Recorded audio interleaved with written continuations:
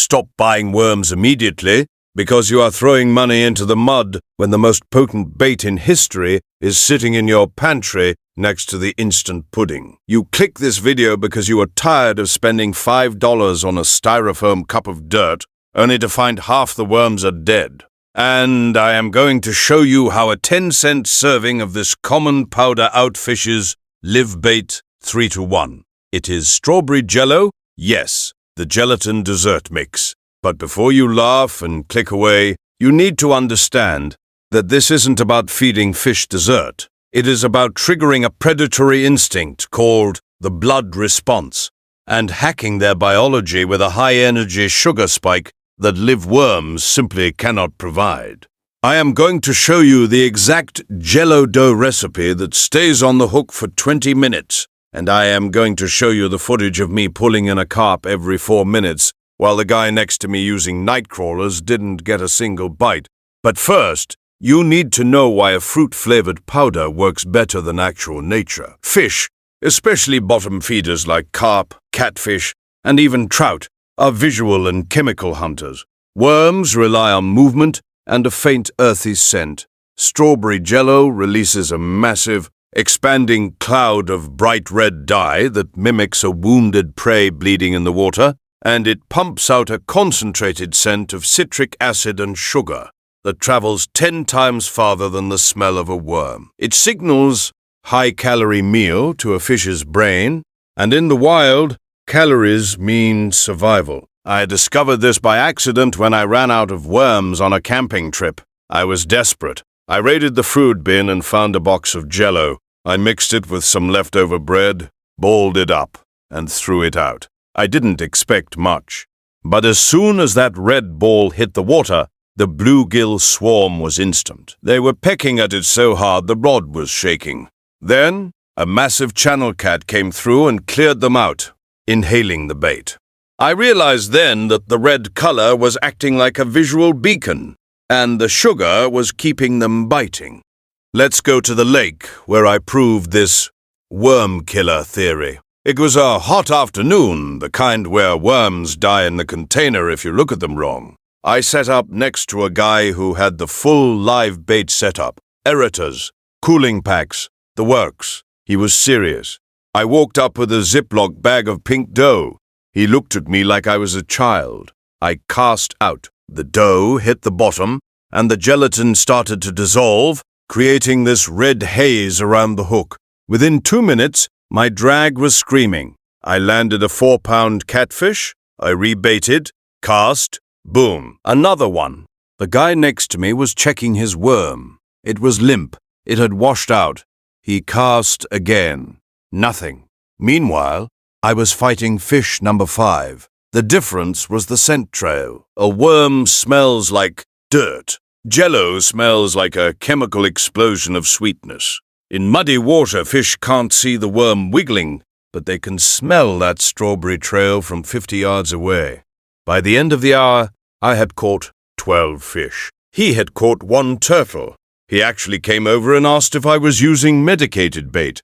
I handed him a piece of the pink dough. He smelled it and said, "Is that strawberry?"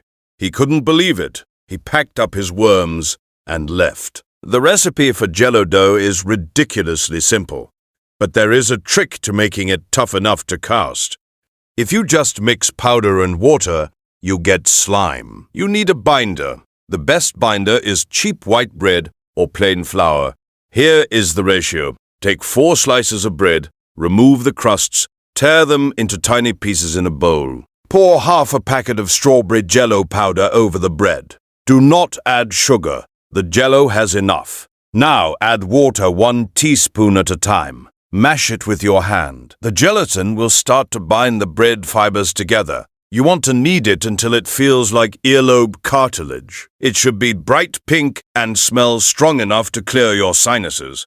The magic happens when this dough gets wet. The gelatin absorbs water and swells, making the bait get softer on the outside but stay tough on the inside. This slime coat releases the flavor continuously. A worm loses its scent in 5 minutes.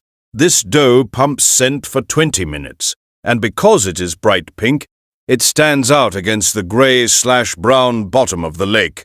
It is high contrast. Fish are curious.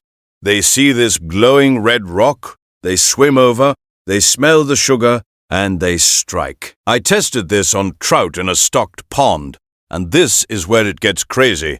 Hatchery trout are fed pellets that are high in protein and fat. They aren't used to hunting worms. They are used to stationary food. The jello dough mimics the high-energy profile of their feed. I limited out on trout in 45 minutes using this dough rolled into tiny balls, while fly fishermen were whipping the water to a froth and catching nothing. The warden actually checked my bait because he thought I was snagging them. When he saw the red dough, he laughed and said, "The old jello trick. Haven't seen that since the 80s. It works because it works. There is a specific reason you want strawberry or cherry. Red is the first color to disappear in the water column as you go deep, but in shallow water, under 10 feet, it triggers an aggression response. It looks like gill filaments or blood. If you fish deeper water, switch to lime or orange. Orange mimics fish eggs. Lime stands out in muddy water, but for general purpose, red is the king. It triggers the predator brain. Let's talk about the cost. A container of worms is $4 to $5. It lasts maybe one trip. A box of jello is 90 cents. A loaf of bread is $2. That gives you enough bait for 10 trips. You are paying 10 cents per outing. And the best part? It doesn't die. You can keep this dough in a Ziploc bag in your fridge for weeks. If it dries out, add a drop of water, and it comes back to life. Try doing that with a dead nightcrawler. I have to warn you about the bluegill problem. This bait is so attractive to small fish that you might get annoyed by the constant tapping. If you are targeting big catfish or carp, you need to make the bait ball bigger, golf ball size. Small fish can't fit it in their mouths, so they will peck at it, which actually helps you. Their pecking spreads the scent and the red cloud, creating a commotion that attracts the bigger fish. The big fish sees the little fish feeding and comes in to bully them out of the way. That is when your rod goes down. There is a modification for this bait called the corn cure. If you prefer using corn for carp, don't just use plain corn. Drain the water from the can, dump the corn into a bag, and pour the strawberry jello powder in. Shake it up. Let it sit overnight.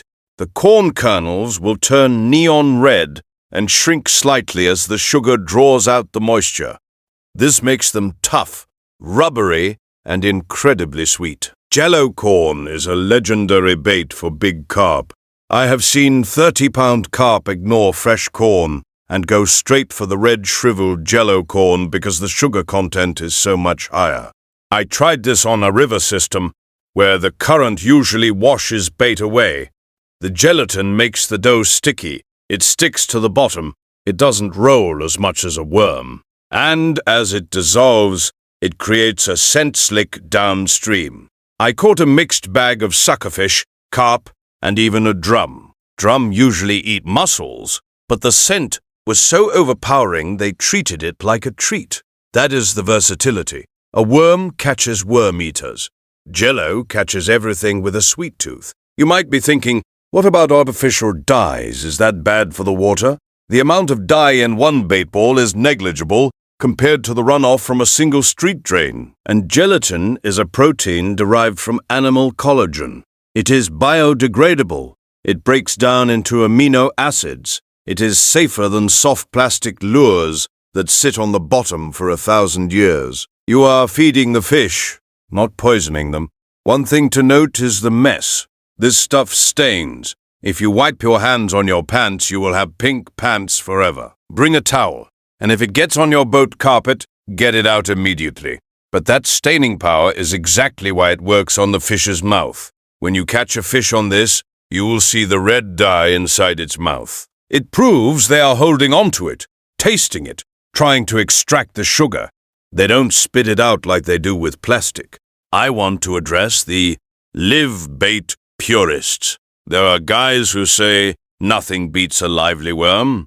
And yes, For base fishing with a finesse rig, a worm is great, but for bank fishing, for sitting and waiting, a worm is a liability. It crawls into rocks and gets snagged. It dies and looks unappealing. Jello dough sits where you put it and screams for attention. It is a passive bait that acts aggressively. It does the work for you. You don't need to twitch it. You don't need to work the rod. You just cast, open a drink, and wait for the rod to bend. I had a day where I forgot my bait entirely. I drove an hour to the lake and realized I left the cooler at home. I had a box of Jello in my camping kit and a half-eaten bagel. I made bait on the bank.